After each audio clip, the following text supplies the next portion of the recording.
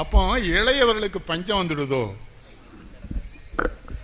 நீங்க பருத்தியில் விளைந்த நூல் மானம் காக்கும் ஆடை தந்து, படிக்கின்ற நூல் உலக மனிதம் காக்கும். அதுவும் நூலு தான், இதுவும் நூலு தான், ரெண்டு தான் உலகத்தை காக்கும். எனக்கு அதெல்லாம் வியப்பில்லை. இன்னும் இந்த ஊர்ல இந்த நாட்டில் மகாத்மா காந்தியை நினைக்கிற ஒரு கூட்டம் இருக்கானே வெள்ள கோயில்ங்கிறது தான் எனக்கு பெரிய ஆச்சரியம். அது பூரா இளைஞர்கள். 500 பேர் உறுப்பினர்கள், 500 பேரும் பணம் தராங்க, 500 பேர் நடத்துகிறாங்க. தம்பி கூட சொன்னாங்க இந்த நன்கொடையெல்லாம் வெள்ளை கோயிலில் கொடுக்குறாங்க போல தெரியுது. நான் அப்படி தான் சொல்ல முடியும். வெள்ளை கோயில்காரங்க கொடுக்குறாங்க.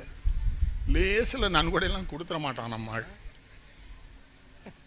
ரஜினி வந்தால் கொடுப்பான், விஜய் வந்தால் கொடுப்பான், தமன்னா வந்தால் ரொம்ப கொடுப்பான். ஏன்னா இவங்களாம் தாய்நாட்டு விடுதலை போராட்டத்தில் பங்கு பெற்றவர்கள். எங்கே போயிட்டோம் நம்ம? வீணா எவ்வளோ வீணாக போயிட்டோம் நம்ம. இப்போ நான் இந்த மேடையில் இருக்கேன்னா நான் அநேகமாக எங்கள் தந்தையார் காலத்திலேயே நிறைய பெரிய நூலகம், வாரியார், தமிழ்நாட்டில் இருக்க எல்லா பெரியவங்களும் அங்கே வருவாங்க எங்கள் அரண்மனைக்கு. வாரியார் சுவாமிகள், ஆச்சாஞான சம்பந்தர், எங்கள் செல்வராஜா வந்திருந்தார் எங்கள் வீட்டுக்கு. அவர் அவங்க துணைவியாரும் கேட்டிங்களா, அங்கே எல்லாம் இருக்கும். நான் வாங்குகிற புத்தகங்கள் அநேகமாக ஒரு என்ன பூபதி ஆதவன் காட்டல் அதிபர் அவர் தான் கார் விட்டு வந்தார். இங்கே ஒரு பையன் உங்கள் டிரைவர் யாரும் கேட்கலாம். இன்னைக்கு மத்தியானம் வருகிற வழியில் மதுரையில் ஒரு உணவு விடுதியில் சாப்பிட்றேன். நம்ம எப்படி இருக்கணும்? ஒரு பெரியவர் கரூர்காரர் வந்து கும்பிட்டாரு, ஃபோட்டோலாம் எடுத்துக்கிட்டாரு. அவர் கூட வந்து ஒருத்தர் கேட்காரு, இந்த அதிர்ஷ்ட மோதிரம்லாம் எப்போயா போட்டீங்க? நான் போட்டிருக்கிறது வள்ளுவரையும் பாரதியையும்.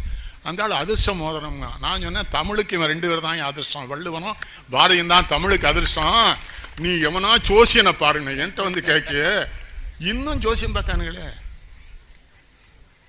திருப்பதி வெங்கடாஜலபதிட்ட போய் சத்துரு சம்ஹார யாகம்னு அந்த மாநிலத்து முதல்வர் நடத்துவான். நான் என்ன கேட்கேன், வெங்கடாஜலபதி கூலி படையாடா, எதிரி அழிக்கிறதுக்கு அவர்கிட்டயா? முட்டா. நான் சொன்ன கடவுள் இங்கே இருக்கான். விவேகானந்தர் வித்தியாலயம் நடத்துறாங்க. அவங்ககிட்ட விவேகானந்தர் சொன்னா, I do not believe any religion which cannot wipe the widow's tears and bring a piece of bread to the. விவேகானந்தர் சொன்னா, நான் எந்த மதத்தையும் ஏற்றுக்கொள்ள மாட்டேன். ஒரு ஏழை குழந்தையின் பசிக்கு ஒரு துண்டு ரொட்டு குடிக்காத, ஒரு இளம் விதவை பெண்ணின் கண்ணீரை துடிக்காத எந்த மதமும் மதம் இல்லைன்னா விவேகானந்தர். இவனுங்க அவனுக்கும் காவிய பொறுத்து எங்க சாமியார், நம்ம சாமியார்லாம் வேற, அவன் வேற சாமியார். நீங்க விவேகானந்தர் வேற சாமியார். அவன் ராமேஸ்வரம் வளர்ந்தவன். விவேகானந்தர் சொல்றார், யாருமே அல்லாத அனாதையாக கிடக்கின்ற ஒரு சொறி பிடித்த நாய்க்கு சோறு போடுவது என் மதம்னா. எனக்கு இப்போ கொஞ்ச நாளாக வேண்டான்னு நினைக்கிறேன் மேடைக்கு. ஏன்னா ஒன்றுமே தெரியாமல் வந்து என்னை வச்சுக்கிட்டு பேசி தொலைறானுங்க, தாங்க முடியல. திருக்குறளே படிக்காம பட்டிமன்றத்துக்கு வராயா? என்ன சொல்லியிருக்கிறார் திருவள்ளுவர்னு என்கிட்ட கேட்டுருக்கான். நான் சொன்னேன், அது திருவள்ளுவர்கிட்ட கேட்டு கொஞ்சம் சொல்லிடானா அவனுக்கு தெரியல. கிடைச்சலாம பேராசிரியர், தமிழ் துறை தலைவர் வேற. சென்னையில் ஒரு பெரிய கல்லூரியில் 36 தமிழ் பேராசிரியருக்கு தலைவர் ஒருத்தர். நான் ஒரு ஔவையார் பாடல் சொல்கிறேன், இது எதில் இருக்குங்க? நான் சொன்னேன் தமிழில் தான் இருக்கு, ஆனால் அந்த தமிழ் உனக்கு தெரியாதுன்னு. உன்னை என் மேலே கோபம். நான் கோவப்படல, நான் நடுவர்னு வந்திருக்கேன்னா படிச்சுட்டு வாங்குறேன். ராமாயணம்னா ராமாயணம் பேசு, படிச்சுடு. குறள்னா குறள் சொல்லு. குறள் சொல்லி, குறள் என்ன சொல்லி தந்து ஒன்னே ஒன்று தான் சொல்லார் வள்ளுவர், அன்பின் வழியது உயிர்நிலை. வள்ளுவர் ஒரு மனிதன் உயிரோடு இருக்கானா இல்லையாங்கிறதுக்கு ஒரு விளக்கம் சொல்லார் வள்ளுவர். நான் ஒரு தடவை உங்களுக்கு புரிகிற மாதிரி சொல்கிறேன். வெளியூருக்கு போயிட்டு ஒரு வாரம் கழித்து வள்ளுவரை பார்க்க போகிறேன். உடனே ஒரு பையன் வள்ளுவரை பார்க்க முடியுமாங்க? நீ வீட்டிலேருந்தே தமன்னாவை பார்க்க, காஜல் அகர்வாலை பார்க்க, என் வயசுக்கு வள்ளுவனை தான் நான் பார்க்க முடியும், எவ்வளையும் பார். வள்ளுவர் எழுதிட்டு இருக்க. நான் போய் கேங்க, சாமி என்ன எழுதிட்டு இருக்கீங்க? இந்த ஊரில் இறந்து போன பட்டியெல்லாம் எழுதுறேன்னாரு. சாமி அதான் நகராட்சி எழுதுவாங்க, இல்லைப்பா விட்டுட்டாங்க, அதான் நான் எழுதுறேங்கிறார். நான் அந்த பட்டியலை வாங்கி பார்க்க, ஊரில் உயிரோடு இருக்க 10 பெரிய மனுஷன் வேற வள்ளுவர் செத்து போயிட்டான்னு எழுதி வச்சிருக்காரு. எனக்கு சங்கடமாயிடுச்சு. சாமி என்ன இந்த கூத்து பண்ணுதே, இவெல்லாம் உயிரோடு இருக்கான ஊரில் செத்து போனது தெரியாமல் உயிரோடு இருக்கான்டா இவன் போகிறாங்கிறாரு. யாரை சொல்றா தெரியுமா? ஒத்ததறிவான் உயிர் வாழ்வான், மற்ற யார் செத்தாரும் வைக்கப்படும்.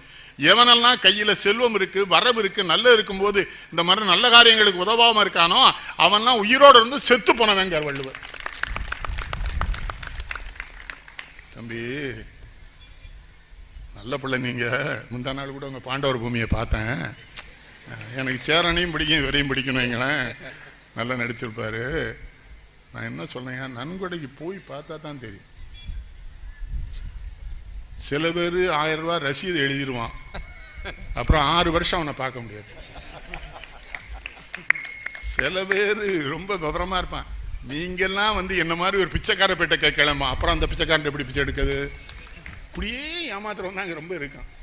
ஒரு நல்ல காரியம்னா அள்ளி கொடுக்கலாம், அதை தான் வள்ளுவர் சொல்ல, ஒத்ததறிவான் உயிர் வாழ்வான். அது மட்டும் இல்லை, அன்பு இல்லைன்னு வச்சுக்க, அவனுக்கு உயிர் இல்லைங்க. அறிவுன்னா என்னது, ரொம்ப படிக்கிறது இல்லை. இன்னொரு உயிர் படுகிற துன்பத்தை எது தீர்க்கிறதோ அது அறிவுங்க.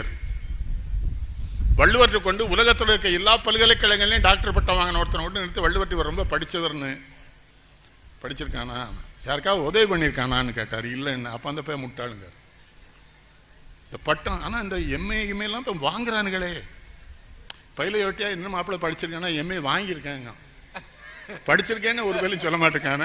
Universities are selling the degree, so they are purchasing. இன்னொரு அநியாயம் பாருங்க, இந்த பல்கலைக்கழகத்தில் முதுகலை இந்த முனைவர் பட்டம் கொடுக்குறாங்கல்ல, ஒரு முனைவர் பட்டம் கொடுத்து அந்த புத்தகத்தை கண்ணதாசனை பற்றி ஒரு அம்மா எழுதி இருக்குது.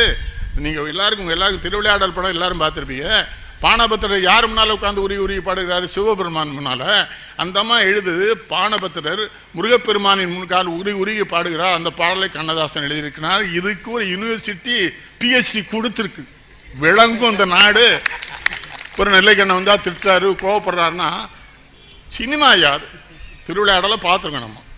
திருவிளையாடலை அப்போவே நான் ஏப்பினேன். எனக்கு 16 வயசு ஏபி நாராயணன் கண்டித்து கடிதம் எழுந்தேன். தர்மின்னு ஒருத்தன் வர்றான்ல, அவன் ஒன்றும் லூஸ் இல்லை, அவன் லூஸ்தனமாக காமிச்சானுங்க. 10 Commandments ஒரு பெரிய கிறிஸ்துவ படம் அங்கேருந்து ஹாலிவுட்டில் எடுத்தான், செசில் பி டெமிலி. அதில் அரை மணி நேரம் மோசஸ் பேசுகிற மாதிரி சீன் எடுத்துட்டான். அதுக்கு மட்டும் அவன் ஒரு 5 கோடி ரூபா செலவச்சுக்கான். அந்த சீனே கட் பண்ணிட்டான் தூர. செசில் பி டெமிலிட்ட கேட்டாங்க, ஏன் கட் பண்ணேன்னு. மோசஸ்க்கு உருவம் கொடுக்க நான் யார், அவன் கடவுள் தூதான். தர்மிங்கிறோம் வேற யாரும் இல்லை. இப்போ நம்ம கோயிலில் பூஜை பண்ணுறாங்கல்ல, அவங்கெல்லாம் ஐயர் இல்லை, நீங்கள் ஐயர் நினச்சிடாங்க, அவங்க வேற. தமிழர்களில் மூத்தவர்கள் ஆதி சைவர்கள்னு அவர்களுக்கு பேர். சிவன் கோயிலில் பூஜை பண்ணுறவங்க, பெருமாள் கோயிலில் பட்டாச்சாரியான்னு வைங்க. பூஜை பண்ணுறவங்களுக்கு அந்த காலத்தில் ஒரு நியமம் வச்சுருக்காங்க பெரியவங்க. சாமியை தொட்டு பூஜை பண்ணணும்னா அவனுக்கு கல்யாணம் ஆயிருக்கணும். தர்மிக்கு சொக்கநாதரை தொட்டு பூஜை பண்ணணும் ஆசை. ஆனால் என்ன பண்ணும், கல்யாணம் பண்ணும். கல்யாணம் பண்ணால் அந்த காலத்தில் பெண்ணுக்கு ஆம்பளை டவுரி கொடுக்கணும். அதை புறம் தான் இப்போ திரும்ப வசூல் பண்ணுதானுங்க. அது ஒரு பக்கம் வச்சுக்கிடுவோம். அப்போ கொடுத்தப்புறம் இப்போ வாங்குறான்னு வச்சுங்களேன். அதுக்கு அவன் 1000 ரூபா கொடுக்கணும் அந்த பொண்ணுக்கு. அவனுக்கு ஒரே ஆளை தான் தெரியும், சுக்கவனான் தான் தெரியும். அவர்கிட்ட போய் ஆளுறான். இந்த மாதிரி ஒரு பாட்டு கேட்குறான், கொடுத்தா 1000 பவுன் கழிச்சியான கல்யாணம். உனக்கு ஏன்டா கல்யாணம் தான் நான் தொட்டு பூஜை பண்ண முடியாது. அதுக்குள்ளே ஒரு செய்தி இருக்குது. ஒரு திருமணமானவன் கோயிலில் சாமியை தொட்டு பூஜை பண்ணுறவனா தான் வருகிற பெண்கள் மீது அவனுக்கு நாட்டம் போகாது. புரியுதா? சைவத்துறவிகள் மேலே குற்றச்சாட்டு. ஏன்னா சைவத்துறவிகள் திருமணம் ஆகாதவர்கள். வைஷ்ணவத்தில் நல்ல திருமணத்தாகி 60 வயசு வரை அனுபவிச்சவர் தான் ஜீர வருவர், அவர் மேலே குற்றம் வராது.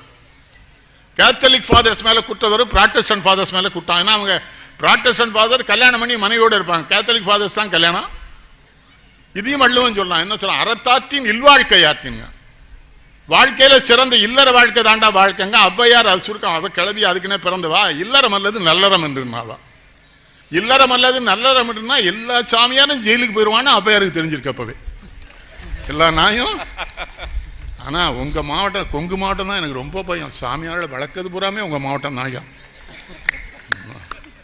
எத்தனை சாமியாரை வளர்த்து விடுது நீங்கள். நாங்களாம் கிடந்து சீரழிய வேண்டியிருக்கு. நீங்கள் பாட்டு வளர்த்து விட்டுட்டு அவன் ஊருக்கு ஒரு மன்றம் வச்சுருக்கான். அதுக்கு ஐயா, கர்நாடகத்து வெறியரில் காவிரியில் தண்ணீர் விடவில்லை என்று சொல்லுகிறவர்களை முட்டாளுன்னு நான் மன்னிச்சுக்கணும். விவசாயம் வச்சிருந்தேன்.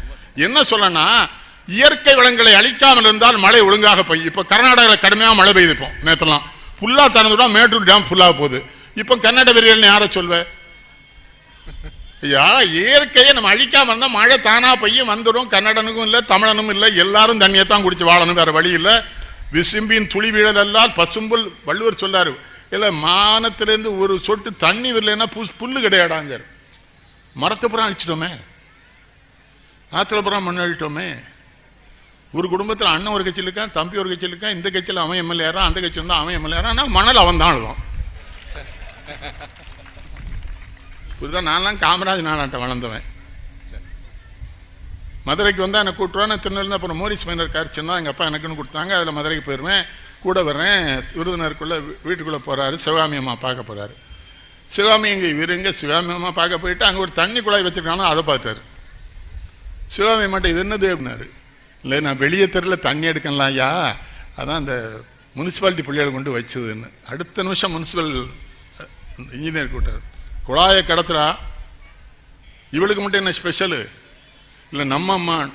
அப்போ முதலமைச்சர் அம்மாவா இல்லாத அம்மாலாம் தெருல தான் தண்ணி எடுக்கணும், அப்படி தானே சொல்கிறேன், கடத்துறா குழாயின்ட்டார். அப்புறம் இந்த அம்மா காமாட்சி காமாட்சி தான் சொல்லணும் அவரை, காமாட்சி மாதம் ஒரு 50 ரூபா கூட அனுப்பியா அங்கே. எதுக்கு? அந்த அம்மா முஞ்சியே பார்க்கல இவர் ஒரு வாட்டி. எதுக்கு? இந்த பாரு உன்னை பெத்தவான்னு எல்லா பயலோடும் என்னை பார்க்க வரானுவோ, அவனை நான் காப்பி தண்ணி கொடுக்க வேண்டாமா சிரிச்சுட்டே சொல்லாரு. என்ன பார்க்க வர பயலுக்கே நான் கொடுக்க மாட்டேன், நீ ஏன் கொடுக்கன்னு எந்திரிச்சு வந்துட்டார். இப்போ ஒன்றிய செயலாளர்கிட்ட 5 இன்னோவாக்கார் இருக்க, 5 இன்னோவாக்காருக்கு 5 பொம்பளை இருக்கு ஐயா. இல்லை என்ன பண்ணேன்னா அடுத்த ஒன்றியம் வரும்போது ஹேண்ட் ஓவர் பண்ணுவேங்க. நான் தமிழன் நின்று சொல்லடா தலை நிமிர்ந்து நில்லடான்னு பாடின கவிங்கெல்லாம் இங்கே தான்டா படணும். அவமானமாக இருக்கு. இங்கே வெளிநாட்டுக்கு போனால் முதல்ல யாரை கேட்பான் தெரியுமா? வெளிநாட்டில் என்கிட்ட ஆர் யூ ஃப்ரம் காந்தி லேண்ட்மா, காந்தி நாட்டிலேருந்து வந்திருக்கேன் தான் கேட்பான்னு, வேற இவன் பேரே அங்கே சொல்ல மாட்டான். நம்ம இந்த ஊடகங்கள் சரியா இருக்கா? அந்த தீனதயாளன் ஒருத்தன் எல்லா சிலையும் திருடி இருக்கான், அவனை தொழில் அதிபர்னு போடுதானே பத்திரிகையில. கொண்டான் அந்த பத்திரிகையெல்லாம் தீ வச்சான், தினத்தந்தி தினமலர் தினம் தீ வைக்கிறான். அவன் திருடன், சாமி சிலையை திருடி வித்துருக்கான். அவனை என்ன சொன்னா? தொழில் அதிபர் தீனதயாளன். அது நம்ம எஸ்.சி. சேகர், அவன் திருவள்ளூர் கலைக்கூடன்னு பணம் எடுத்து அவன் திருடி இருக்கானே, அவனும் மாட்டிக்கிட்டானே எஸ்.சி. சேகரும். அதில் அப்புறம் அவர்கிட்ட பொன்மாணிக்கிட்ட கேட்டேன், இன்னும் யாரெல்லாம் மாட்ட வேண்டி இருக்குன்னு, பெரிய பதவியில் வேற இருக்கானோ எப்படி பிடிக்காங்கிறவர். எனக்கு இன்னொரு வருத்தம், அதுல அந்நிய நாடுகளில் இருந்து இவர்கள் திருடி கொண்டு விற்கிற சிலைகளை வாங்குறான்ல, அவன் நாட்டு அரசாங்கம் அதை கேட்கணும்ல, அந்த சிலை எப்படா வந்து இந்த நாட்டுக்குன்னு. நம்ம ராஜராஜ சோழனும் லோகமாதாவும் குஜராத்தில் இருந்திருக்காங்க. ஒருவேளை அவர் இருந்த காலத்திலே கொண்டு போயிருப்பாரோ என்னவோ நமக்கு தெரியல. அங்க இருக்காங்க. இப்ப தானே பொன்மாணிக்கல் தானே கொண்டு வந்திருக்காரு. தஞ்சை பெருவுடையார் கோயிலில் பல ஆவணங்களை பல சிலைகளை காணவில்லைங்கிறார். சிலைக்கு விலை இருக்கு. நமக்கு சாமியும் கும்பிட தெரியும். தமிழை படிச்சீங்கன்னா எல்லாமே உங்களுக்கு தெரியும். கடவுள் யாருன்னு போய் அவை கல்வியிட்ட கேட்டால் ஒரே வார்த்தையில் சொல்லிட்டா அன்னையும் பிதாவும் முன்னறி தெய்வம். உங்க அப்பாவும் அம்மாவும் உங்களுக்கு கடவுள், அவங்களை கும்பிடுங்க போதும். அது நல்ல வார்த்தை விடா கேள்வி. முன்னறி தெய்வம், நீ நேராக பார்க்குற தெய்வம் அது 2 தாண்டா, மற்றபுறம் சொல்லிட்டு தானே இருக்கான். நம்ம சாமி ஆடுறாள், எங்கள் ஊரில் சாமி ஆட்டம்லாம் ரொம்ப இருக்கும். சாமி ஆட்டம் எங்கள் ஊரில் தான் அறிவால் சிறந்தவரெல்லாம் பிறந்தான், அருவாளும் எங்கள் ஊரில் தான் பிறந்தோம். பேசே இருப்பான், வெட்டிடுவான், எதுக்குன்னு தெரியும். ஆனால் அது ஒரு கருத்து இருக்குது, நான் ரசிப்பேன் அவனாலையும். ஏன்ல வெட்டினேன் என்ன சொன்னா, நான் இந்த ஊரில் எல்லாத்தையும் கும்பிட்டேன் முதலாளி, யாருமே என்னை பதில் கும்பிடலை. ஒருத்தனை வெட்டினேன், அப்புறம் எஸ்பி என்ன மருமையாங்காராங்க. வெட்டினோடனே எஸ்பிக்கே ரிலேட்டிவ் ஆகிட்டான் பாருங்க. அப்போ நாகரிகமற்ற செயல்களை செய்தால்தான் ஒரு சமூகம் என்னை அங்கீகரிக்குங்கிற சூழ்நிலைக்கு இளைஞர்கள் தள்ளப்பட்டிருக்கான். அதுல இந்த வெள்ள கோயில் இளைஞர் ஒரு புது செய்தி. தம்பி நல்லா பாராட்டினாங்க. இன்னொரு விஷயம் பாராட்டணும்யா மாட்டோம். அம்மா அந்த தலைமை ஆசிரியர் அருமையா பேசினாங்க. அந்த அம்மா வந்து தமிழ் பேசுங்களேன் வீட்லயே. இந்த எங்க ஊர்ல எங்க குழந்தையாவர்த்தி சொன்னா 10,000 ரூபாய் செலவழிச்சு இந்த பள்ளிக்கூடத்தில் சேர்த்துருங்க, இந்த என்ன மம்மின்னு கூட மாட்டுக்கானேங்க. பொம்பளைகளுக்கெல்லாம் சொல்லமா மம்மின்னா என்ன அர்த்தம் தெரியுமா? பதப்படுத்தப்பட்ட பிணம்னு அர்த்தம்.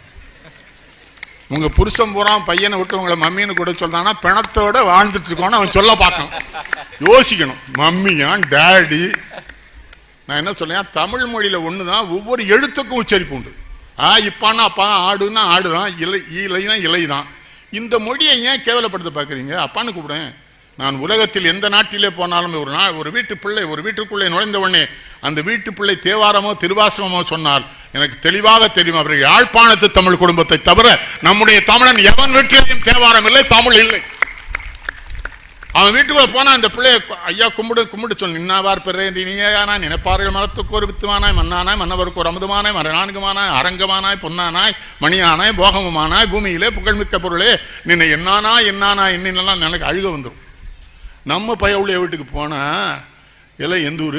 தஞ்சாவூர். அவன் திங்கிள் எத்தில்ட்டார் அப்பா ஒப்பனை போட்டு தூக்கி போட்டு மிதிக்கணும். ஒன்றும் இல்லை உங்க ஒப்பனை என்னல திங்கிள் இட்டுட்டாரு. தஞ்சாவூருக்கு போயிருக்கேன், ஒரு பெரிய நிலைச்சு வந்தார், எனக்கு ரொம்ப வேண்டிய தேவை. ஒரு வீட்டுக்கு போயிருக்கேன், அவர் ஒரு பெரிய தாம்பாளம் நிறைய எல்லா பணமும் வச்சு பூஜை மட்டும் கொண்டு வந்து வச்சார். என்ன தேவரையா என்னது? என்ன மழையே இல்லையா, தான் பிள்ளையாருக்கு பூஜை பண்ணிட்டு வரேன்னாரு. சொல்லிட்டு அவர் மூத்த பையன் மகனை கூப்பிட்டு ஐயாவுக்கு ஒரு பாட்டு சொல்லணும். அவன் ரெயின் கோ அவேங்க. மழைய போங்க அந்த நாய் இவன் கிழமை பூஜை பண்ணிட்டு வர அந்த சின்ன பையன் மழைய போ. நான் சொன்னேன் தேவராமன் என்ன சொன்னான்னு தெரியுமா, மழைய போன்னு பாடுதான் ஐயா. அடிக்க பண்ணாருங்க வாயா, அவனுக்கு தமிழ்ல பாட சொல்லிருக்கணும். அது வெள்ளைக்காரன் நாட்டில் மழை பெஞ்சிட்டே இருக்கு, மழை போனா தான் பிள்ளை விளையாடணும், அந்த பிள்ளை கேட்குது. அதை இங்க சொல்லி கொடுத்து யார் பள்ளிக்கூடம்? A for apple, B for biscuit, C for carrot பூரா திங்கிறதா சொல்லி கொடுக்கான். A for apple, B for வேற சொல்லுங்கடா, திங்கிறதுனா பிள்ளை. இன்னொன்னு சொல்லுங்க, நம்ம ரொம்ப தப்பு பண்றோம். குழந்தைகளுக்கு ஊற்றவே பெரிய துன்பம் தானையா, ஊட்டவே கூட அது சாப்பிடும் குழந்தை. இட்லியை கொடுத்து இந்த வலிச்சு எடுத்ததை பொம்பளைட்டெல்லாம் சொல்லாமா, நல்லா இருந்தா தான் பிள்ளை சாப்பிட்டுருமே. அவன் சாப்பிடுவான். அந்த நாய்க்கு 10 வருஷம் ஆச்சு, ஒன்றை விட்டுட்டு போக முடியாது. வேற ஒன்று நிறைய, அது வேற 10 லட்சம் ரூபாய் செலவழிச்சு வேற கல்யாணம் பண்ணி வச்சிருக்கு, எப்படி விட்டு போக முடியும்? குழந்தைக்கு ருசி தெரியுமில்ல ஐயா. குழந்தைய சாப்பிட விடுங்க, சாப்பிடும். ஊட்டுறது, ஐயோ நான் ஒரு வழக்கு போட போறேன் உயர்நீதிமன்றத்தில். இந்த நர்சரி ஸ்கூல்லாம் 9 மணி 9:30 மணிக்கு ஆரம்பிக்கிட்டுமையா, 7:30 மணிக்கு பிள்ளைகளை எழுப்பி விட்டு ஒரு இட்லி கூட திங்க முடியாம தெரு ஓரத்தில் விட்டுருக்காங்க. ஒரு ஆட்டோவில் 32 பிள்ளை போகுது. ஆட்டோக்காரன் உட்கார்ந்துருக்கான், இதுக்கு தான் ஓட்டுது. இதே ஒன்று ஆண் அடிக்க ஒன்று ஓட்டுது. அது மொத்தமாக போய் கிணத்துல விழுந்துட்டு, இவன் தப்பு. இவன் 6 பேர் ஆத்திர 32 பிள்ளை ஏற்றின தப்பு. அது கிணத்துல போய் விழுந்துட்டான். மோடி என்ன செய்யறானுங்க, அவரே 1000 சங்கடத்தில் இருக்க, அவங்க ஒரு ஆட்டோ வேலை பார்க்க முடியும். அவரு எதுக்கு யாரை கூப்பிடுவான் பாருங்க. இல்லை நான் என்ன சொன்னேன், இன்னொன்னு சொன்னேன், நடுத்தர வர்க்கத்து மக்கள்கிட்ட என்னுடைய வேண்டுகோள், உங்கள் குழந்தைகளை மாநகராட்சி பள்ளிக்கூடங்களை, அரசு பள்ளிக்கூடங்களில் சேருங்க. பணம் இல்லாமல் பெரிய பள்ளிக்கூடத்தில் சேர்த்துட்டு 1ஆம் தேதி சம்பளம் கட்டலைன்னா வெளியே அனுப்பிச்சிடுவான் பிள்ளை. இயேசுநாதர்லாம் அவனுக்கு புத்தியே சொல்ல மாட்டார்.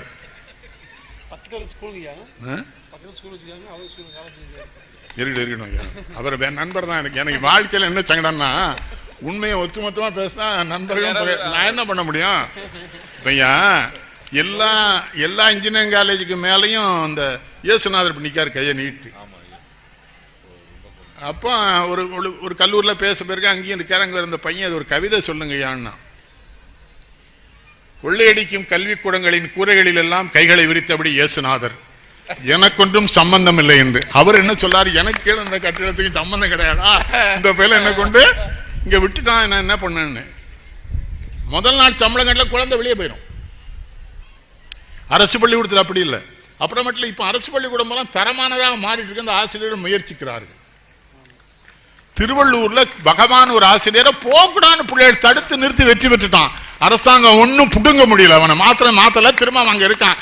அப்போ உங்களுக்கு என்ன சொல்லித்தரேன், மக்கள் சக்தி திரண்டால் அரசாங்கங்கள் உங்களை ஒன்றும் செய்ய முடியாது. நீங்க ஒத்துமையா இருக்கணும். உங்களை ஒழிக்கிறதுக்கு தானே ஜாதி வச்சிருக்கோம். உங்களை பிரிக்க முடியலன்னா ஒரே அடியால அவன் கவுண்டம்பலுக்க, அவன் நம்மாள் இல்லை பலுக்கு, அவன் படையாச்சு. அவர் தேவர், இவர் பிள்ளை, அவர் ஆசாரி, அவர் கோனாரு. ஆனால் எல்லாரும் செத்து போகிறான். கவுண்டர் தான் முதலே சொன்னேன். நீங்கள் ஒரு கவுண்டரா, நீங்கள் அது வேறு அநியாயமாக இருக்கு. கவுண்டர் தான் முதல்ல சொன்ன, அவர் கொடுத்து வாங்குறாரு, நம்ம என்ன பண்ண முடியும்? கேட்டீங்களா? நான் ஒற்றுமையாக இருக்க விடுறானா? ஐயா, எல்லா சாமியும் சாமியும் தாங்க. தமிழை மர்த்தம் தான் இல்லை. நம்ம தமிழ் ஒன்று தான் பெருமை. அன்னை வேளாங்கண்ணி கோயிலுக்கு போவான், வைத்தீஸ்வரன் கோயிலுக்கு போவான், நாகூர் தர்காவுக்கு போயிட்டு வந்துடுவான் தமிழை. இங்கேருந்து ஐயப்பன் கோயிலுக்கு எல்லாரும் போறாங்கல்ல மாலையை போட்டுக்கிட்டு, முதல்ல வாஃபர் சமாதியை வணங்கிட்டு தான் ஐயப்பட்ட போறான். வாஃபர் தான் ஐயப்பனுக்கு தளபதி.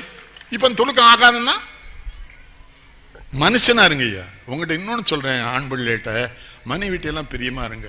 இவ தான் மனைவி, முடிஞ்சு போச்சு, இனிமே மாற்ற முடியாது. கேட்டாலும் அப்பா பிரியமா இருந்துட வேண்டிய இளவு. நீங்க இருந்து தொலை மாட்டுக்கல. ஒவ்வொருத்தர் மனசுக்குள்ள இன்னொருத்தில உட்காந்துருக்கா. என்ன ரஞ்சித்து, எல்லாரும் இன்னொருத்தைய வச்சிருக்கான் உள்ள, சொல்ல மாட்டேக்கான வெளியே. கேட்டல ஐயா, அதெல்லாம் இருந்திருக்கும். எல்லா பிள்ளைக்கும் எனக்கு தான் இருந்து எல்லாத்துக்கும் இருக்கும் அந்த வயசுல. அது அந்த பிள்ளையும் ஏமாந்துருக்கும், நம்மளும் ஏமாந்துருப்போம். மொத்தமா ஒருத்தன் ஏமாந்து நமக்கு பொண்ணு கொடுத்தனால அப்புறம் அவளையாவது வச்சு வாழ்ந்து தொலைய வேண்டியதான் பெரிய இளவு. அதைத்தான் வள்ளுவன் சொல்லலாம், அறத்தாற்றின் இல்வாழ்க்கையாற்று. கிழவி என்ன சொன்னா, இல்லறமே நல்லறம், வேற எந்த அறமும் அறமே இல்லையும். அன்பாருங்க, குழந்தைகளை திட்டாதீங்க. உங்களுக்கு பிறந்ததை தவிர அந்த பிள்ளைகள் என்ன பாவம் செஞ்சது? எங்க ஊர்ல ஒரு பையன் மகனை ரொம்ப பிரட்டியிருக்கான். எனக்கு எப்படா வந்து பிறந்தேன் இருக்கான். அந்த பையன் நல்லா கேட்டிருக்கான், அவனுக்கு நான் ஜவஹர்லால் நேருவா பிறப்பாருன்ட்டான். அப்போ அப்பனுக்கு என்ன சந்தேகம், பெரிய வீட்டுக்கு போனேன் உடனே எங்கள் வீட்டுக்கு வந்துருமா நான் சொல்லிவிட்டு தான் எடுத்து பெரிய வீட்டுக்கு போனேன்னு என்னை கூப்பிடுவான். என்னாச்சு நான் பரமசம் பேச என்னாலே சொல்லுன்னு இந்த என் பையன் என்னை பார்த்து இப்படி கேட்கான்னாச்சு. நான் உடனே சிரிச்சே சொன்னேன், உனக்கு அவ்வளோ அறிவான பையன் எப்படி பிறந்தான்னா என்னன்னாச்சு இப்படி சொல்லி ஜெனட்டிக்கல் சயின்ஸ் படி இவன் முட்டா போய் அவனுக்கு முட்டாள் தானே பாருங்க, அவன் என்ன இவ்வளவு வரமாக கேட்டுக்கான். இன்னொன்னுங்க, நமக்கு இந்த இதான் மனைவி இதுதான் குழந்தை. நீங்கள் பிறக்கிற பொழுதே இறைவன் உங்களுக்கான எல்லா விஷயங்களும் தீர்மானித்துத்தான் உங்களை அனுப்புகிறார். எதையும் மாற்ற முடியாது. சாமிகிட்டெல்லாம் போய் கேட்காதீங்க, அவர் தான் உங்களை செட்டப் பண்ணி அனுப்பிச்சிட்டார்ல, இதுதான் இன்னாரு இவளுக்கு தான் நீ புருஷன், இவனுக்கு தான் இந்த தான் பிள்ளை பிறப்பான், நீ இப்படித்தான் இருப்ப, கெட்ட நேரம் வந்தால் தேர்தலில் நிற்ப, இல்லைன்னா தப்பிச்சு போயிடுவேன் எல்லாம் கொடுத்தான் அனுப்பிச்சிருக்கான். நான் நின்ன அனுபவத்தை சொல்றேன்.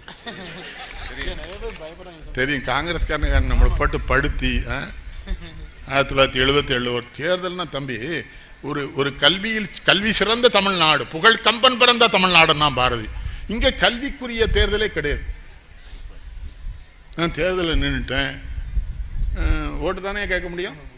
அதுலேயும் இந்த தேர்தலில் வந்து முழு முட்டாப்பாய் தான் நமக்கு வழிகாட்டுவான். கட்சியில் அவன் தான் பொறுப்பில் இருப்பான். அங்கே கும்பிடுமா, இங்க கும்பிடும். நான் திருக்குறள் படிச்சேன்னா புறநானூறு படிச்சேன்னா ஒரு முட்டாப்பைய சொல்ல நான் கேட்கணும் தேர்தலில். நான் இந்திரா காந்தி அம்மா கேள்விம்மா இது பெரிய துன்பமா இருக்கு, என்ன விட்டுற சொல்லுங்க, இதெல்லாம் நிற்க முடியாது. எந்த கோயிலுக்கு போனாலும் அந்த பூசாரி சும்மா இருக்க மாட்டேங்கான். ஒன்று நைன் மணி அடிக்கான், அவன் பெரிய கொட்டாய் விட்டோன்னு இருப்பாச்சான். கொட்டாய் விட்டோன்னே அம்பாள் வந்துட்டாங்க. நான் சொன்னேன் எல்லாம் நுரையீரலுக்கு காத்து போல என்ன தான் கொட்டாய் வரும், அம்பாள்லாம் வரமாட்டான்னா, ஏய் உன்னை எவையா தேர்தல் நிற்க சொன்னான்னு வேற மிரட்டுவான். அந்த பூசாரி ஊதிய நம்ம கண்ணிலையும் போட்டு வாயிலையும் போட்டு இவன் என் பையிலேருந்து 100 ரூபாய் அவருக்கு எடுத்து போகிறான். அதுலேயும் காங்கிரஸ் கட்சியில் என்னன்னா மாவட்ட தலைவருக்கு எதிரியாக துணைத் தலைவரே இருப்பான். எங்கள் கட்சியில் ரொம்ப நல்ல பழக்கம். அப்படி தான் தமிழ்நாட்டில் காங்கிரஸே ஒழிச்சானுவோ. இந்த துணைத் தலைவர் என்ன பண்ணால் இவங்கெல்லாம் 100 ரூபா எடுத்து போடுவான், அவன் கணக்கு வச்சுருக்கான். கடைசி துணைத் தலைவர் ராத்திரி என்ன சொல்லலாம், என்னாச்சு எல்லாத்துலேயும் இந்த பாதி ரூபா கலெக்ஷன் பண்ணுவாங்க அவனையுமே. சரி நம்ம கோயிலை விட்டுருங்க, கும்பிட்டாச்சு. எல்லா கோயிலும் நமக்கு சாமின்னா எப்படி கும்பிடணும்னு தெரியும், நம்ம சாமியாரை விழுந்து கும்பிடணும். ஒரு கிறிஸ்தவ நண்பர் வந்தார் என்கிட்ட, அவர் வக்கீல், பெரிய லீடிங் லாயர், திருநெல்வேலியில. பிஷப்பை பார்த்தீங்களா கண்ணன்னாரு. ஐயோ பிஷப் எதுக்கு பார்க்கணும்னு, அவர்கிட்ட 10,000 ஓட்டு இருக்குன்னாரு. என் புத்தி நானும் ரொம்ப திமிர் பிடிச்சவன், நம்ம உடனே சொன்னேன் அப்போ 10,000 ஓட்டி போய் வாங்கிட்டு வந்துடலாமான்னு. நீ திருந்தவே மாட்டேற பிற என்ன, நீ 10,000 ஓட்டு அவன் கையில் எப்படி இருக்கும்? ஈஸோ ஓட்டர், தட்ஸ் ஆல், ஈஸோ ஓட்டர் இந்த கான்ஸ்டன்சி. அவன்கிட்ட அவன் ஓட்ட தான் இல்லைன்னா. சரி நான் போயிட்டேன். நமக்கு பிஷப் எப்படி கும்பிடணும்னு தெரியாது. அப்போ அங்கே ஒரு வாத்தியார் நேரோட கேள்வி ஒன்றும் இல்லைன்னாச்சு, முழந்தால் போட்டு அவர் மோதிரத்தில் முத்தம் கொடுத்துங்கன்ட்டார். சரி நான் சரின்னுட்டு இந்த நம்ம வாழ்க்கையில் முத்தம் எங்கெல்லாம் கொடுக்க வேண்டியிருக்குன்னு நினச்சிக்கிட்டு தேர்தல் நின்னாலும் அந்த கேவலம் மண்டிட்டு மோதிரத்தில் முத்தம் கொடுத்தேன். அது எச்சியாக இருக்குது. என்ன ஃபாதர் எச்சியாக இருக்குன்னு அந்த வேட்பாளர் இப்போ தான் முத்தம் கொடுத்தான், தொடக்க முன்னால் வந்துட்டு. அப்போ தான் பார்த்தேன் 10,000 மட்டும் பிரிஞ்சுட்டு நம்ம கிடைக்காது, எல்லா பேரும் வந்துட்டான் போல தெரியுதுன்னு ரொம்ப வருத்தத்தில் வீட்டில் வந்து தூங்கினான்னா. ஒன்று தேர்தல்னா ஒரு வசதி, விடிய காலம் எப்போ எழுந்திரிச்சோம் தெரியாது, அவனோடே எழுப்பாட்டி அவனோடே பழு தேய்ச்சி அவனோடே குளிப்பாட்டி அவனோடே ட்ரெஸ்ஸும் பண்ணி கூப்பிட்டு போயிடுவான். எங்கன்னா ஒரு ஊரில் விட்டு அணைச்சி கும்பிடுங்கம்மா, எங்கே நிற்க எவனை கும்பிடுவோன்னே தெரியாது, கேட்டுலாம் தூக்கம் இல்லையா. மறுநாள் காலையில் வந்தேன், ஃபீலிக்ஸ் பெர்னாண்டோன்னு ஒரு கேத்தலிக் கிறிஸ்டின் அவர் வந்தார். பிஷப் பார்த்தீங்களா ஜின்னாரு. நேற்று பார்த்தேன்னு, இல்லை அது ப்ராட்டஸ்டன்ட் பிஷப்பு, கேத்தலிக் பிஷப்னா கேத்தலிக் பிஷப்ட சர்ச்சுக்குள்ளே விடியாக்கான 6 மணிக்கு கொண்டு நிறுத்திருக்கானுவா. நான் நினச்சேன் இவர் பிஷப்பே எங்கேயாவது பாமன்னிப்பு கேட்டிருப்பார், இப்போ என்ன கூட்டு வந்திருக்கல என்ன போய் கேளுங்க, அவர் பாமன்னிப்பு கொண்டுல இருக்கார். நான் எப்படி கேட்க போன்ட்டானோ போய் மண்டி போட்டு சொன்னேன், இந்த மாதிரி ஃபாதர் இந்த மாதிரி நான் இந்த தொகுதியில் காங்கிரஸ் வேட்பாளர் நான் போட்டுடுறேன்னு. அவர் என்ன பண்ணார், பரமண்டலத்தில் இருக்கிற பிதாவே இந்த பாவி தேர்தலுங்கிற பாவக்களத்தில் திருநெல்வேலி தொகுதி வேட்பாளனாக போட்டுட்டேன்னா அதுவன் பாவத்தை ஏற்று அருள் செய்ய நானும் ஒன்று ஆமன்னு சொல்லிட்டு வந்துட்டேன். அதுக்கு மேலே என்ன பண்ணேன், தேர்தல் ஆகாது ஏதோ தேர்தல்னா அவன் நல்லவனா, இவன் கட்சியில் கொள்கை இருக்கா, அந்த கட்சி ஆட்சி நடத்துமான்னு பார்த்து ஓட்டு போடணும். இந்த கூத்துலாம் பண்ணானுங்களா. கொஞ்சம் தான் தள்ளி வந்திருக்கேன், இன்னொரு ரூமுக்குள்ளே கூட்டு போனால் இருட்டாக இருக்குது, ஒரே ஒரு லைட் இருக்குது. அங்கே ஒருத்தன் சொன்னான் இயேசு வருகிறார், இயேசு வருகிறார். நான் சொன்னேன் எல்லாம் அவருக்கு தான் நம்ம தொகுதியில் ஓட்டு இல்லையே, அவர் எதுக்கு வராரு அப்படின்னா, அதுதான் அந்த பெந்த கோஷம் எனக்கு தெரியும். ஒருத்தன் சேலத்தில் சம்சைன் பாய் இன்னும் இருக்கான், சிங்கமார் கடலை மிட்டாய், எனக்குன்னு வேலை பார்க்க வந்து ஹார்ட் அட்டாக். நான் ஓட்டு கேட்பேனா அவனை ஆஸ்பத்திரியில் கேட்பேனா, அலே லூஜா, ஜே உச்சரிக்க மாட்டான், அது ஹீப்ரு மொழி, அதான் கிறிஸ்துவனுடைய மொழி. ஒன்றுமே தெரியாமல் தான் சரி என்ன பண்ண அவரும் ஃபாதரும். அப்புறம் அது முடிஞ்சது. முஸ்லீம் நண்பர்களை கூட்டு போய் பள்ளிவாசல் உட்காந்து வச்சுட்டான். அவனாலேயே என் தள்ள ஒரு கரிச்சிப்பை போட்டு ஒரு 5 கிலோ பூந்தி வச்சு ஓதுறானுங்க. இன்னைக்கப்பா தக்கா நான் ஒரு பேர் சொன்னான், தோக்க ஓதுறானா ஜெயிக்க ஓதுறானே தெரியல என்னாச்சுன்னா.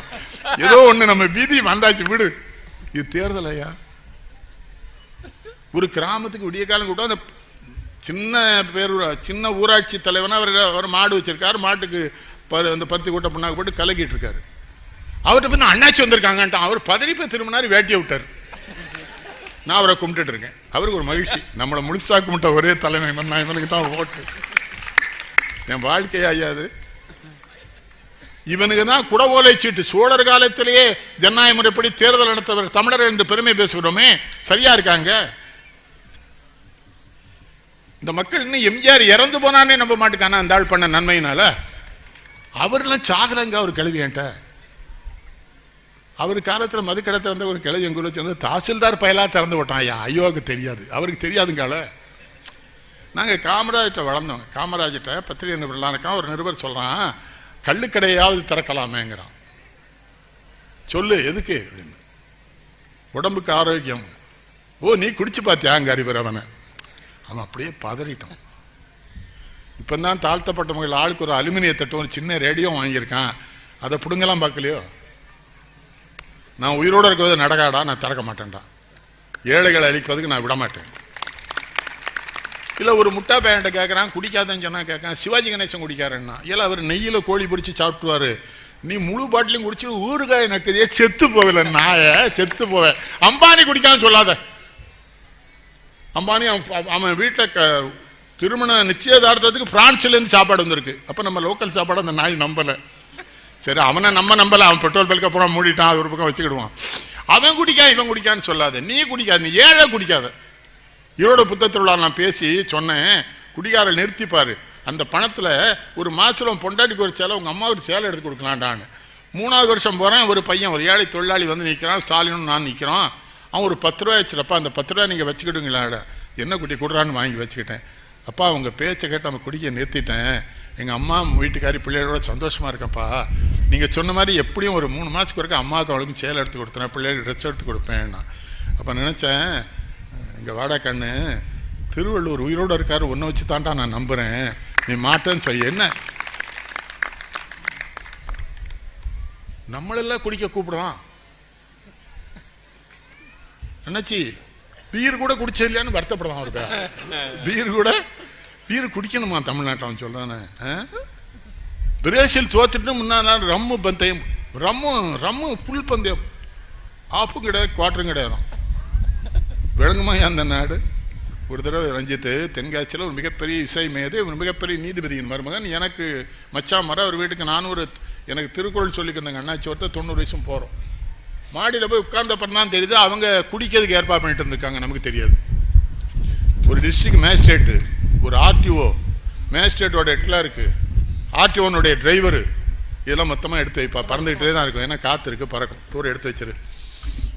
நம்ம மானம் உலகம் பூரா பறக்க மாதிரி அது பறந்துட்டு இருக்கு. நம்ம என்ன பண்ண முடியும்? இதை தூக்கி வச்சிடலாம். மானத்தை தூக்கி வைக்க முடியுமா ஐயா? அது மொத்தமாக பறக்கணும் வைங்களேன். அப்போ இத்தனை அதிகாரிகள் ஒரு 9 பேர் சுற்றி வர உட்காந்துக்கிட்டோம். காரப்பட்டமாக கொண்டு வந்திருக்கான். மேஜிஸ்ட்ரேட் வெங்காயம் நறுக்கிறாரு. ஆர்டிஓ அந்த தோசைக்கல்லை போடுறாரு. அதில் முட்டையை உடைச்சி ஊற்றி வெங்காயம் எல்லாம் போட்டு ஆம்லெட்லாம் எடுத்து வச்சுக்கிட்டாங்க. பூரா காரமாக இருக்கு. கேட்டீங்களா? இந்த 9 கிளாஸ்லேயும் அந்த பாட்டில் உடைச்சி விட்டாங்க. நான் பார்த்துட்டே இருந்தேன். சரி அந்த அண்ணா சொன்னார், இங்கே எங்கடா வந்தவனை எக்குத்தப்பா மாட்டிட்டோம், இவனை குடித்து தூங்கி விடிய காலம் தான் நம்மளை விடுவான்னு வேறு வழியில் பேசாமல் இருங்க, பசிச்சா இந்த கேஷ்யூ நட்லாம் வச்சுருக்கான், நீங்கள் பாட்டு சாப்பிடுங்க என்னாச்சுன்ட்டேன். இவனை ரொம்ப பக்தியாக இருக்கானு. அதுதான் சொன்னேன். 9 பேரும் அந்த பிராந்திய தொட்டு 3 சொட்டு பூமாதேவிக்கு விடுறான். எவ்வளோ பக்தியாக ஆரம்பிக்காம பார்த்தீங்களா அவனுவா? நான் அன்னைக்கு தான் தெரிஞ்சிட்டேன், உலகம் பூரா இருக்க குடியார பயில 3 சொட்டு விட்டா உலகம் சுத்துமா சுத்தாதா? நீங்கெல்லாம் விஞ்ஞான ரீதி, நான் குடியார பயில தான் உலகம் 3 சொட்டு விடுதானுவா. அப்புறம் எடுத்து இடிக்காம ஒருத்தன் சியர்ஸ்னு. அண்ணாச்சி சொன்னார், எதுக்கு தம்பி இடிக்கான்னு? ஒன்று மொத்தமாக காசு போட்டு வாங்கியிருக்கானோ, அளவு சரியாக இருக்கான்னு பார்க்கான் ஒருத்தர் நம்பாம. நான் எனக்கு அதான் நான் சொல்றது, எனக்கு அது தெரியாது, பழக்கம் கிடையாது. ஒரு தம் தான் குடித்தான். அடுத்த தமிழ ஒருத்தனுக்கு ஒருத்தனுக்கு தெரிய மாட்டுக்க. அந்த மேஜிஸ்ட்ரேட் கெட்லருக்கு மேஜிஸ்ட்ரேட்டை பார்த்தியா முதலி உனக்கு குடிக்கிறதுக்கு தாங்க மேஜிஸ்ட்ரேட்டும் கெட்லருக்கு. ஆர்டிஓ டிரைவர் அவரேசா நடர ஃபூல் இப்படி மிக்ஸ் பண்ணி குடிக்க அவன் சொல்லி கொடுக்கான். ஆனால் பிரியாணி எதுக்கு இருக்கு ஒருத்தன் சாப்பிடலையே. ஏன் சாப்பிடலைன்னா பிரியாணி எங்க இருக்குன்னு ஒருத்தன் கேட்டுக்கிட்டு இருக்கான். ஏய் முன்னாலதான் இருக்கு. ஷேக்ஸ்பியர் சொல்லுவான், உன்னுடைய அறிவையும் புத்தியும் திருடி கொண்டு போகிற கல்வனை நீயே என் உள்ளே அனுப்புகிறாய்.